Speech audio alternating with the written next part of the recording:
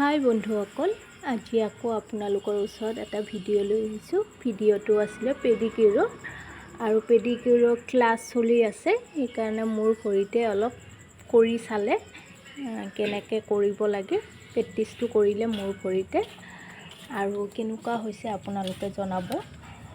আৰু পেডিকিউৰটো কৰিব লাগে। আমাৰ পেডিকিউৰটো কৰিলে ভৰিটো চাফা হয়, আৰু আপোনালোকৰ বিষ যদি ভৰিৰ বিষ থাকে মাছাজত ভাল হয়। আৰু আজিকালিতো ৰ'দে ছালবোৰ পুৰি দিয়ে, সেইটোৰ কাৰণেও পেডিকিউৰটো বহুত ভাল। পেডিকিউৰটো মাহত এবাৰকৈ কৰিবই লাগে। আৰু ছোৱালীজনী পাৰিছেনে নাই আপোনালোকে জনাবচোন।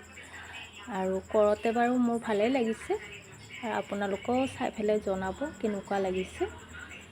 আৰু এনেকৈ মই বাৰু পাৰ্লাৰৰ ভিডিঅ' দিয়ে থাকোঁ আপোনালোকৰ ওচৰত। আজি বাৰু পেডিকিউৰৰ ক্লাছটো চলিছে কাৰণে পেডিকিউৰৰ ভিডিঅ'টো দিলোঁ আপোনালোকৰ ওচৰত।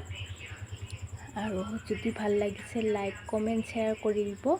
আগলৈ এনেকৈ ভিডিঅ' দি থাকিম। আৰু বাৰু মই ছোৱালীজনীৰ ফেচটো দেখুওৱা নাই,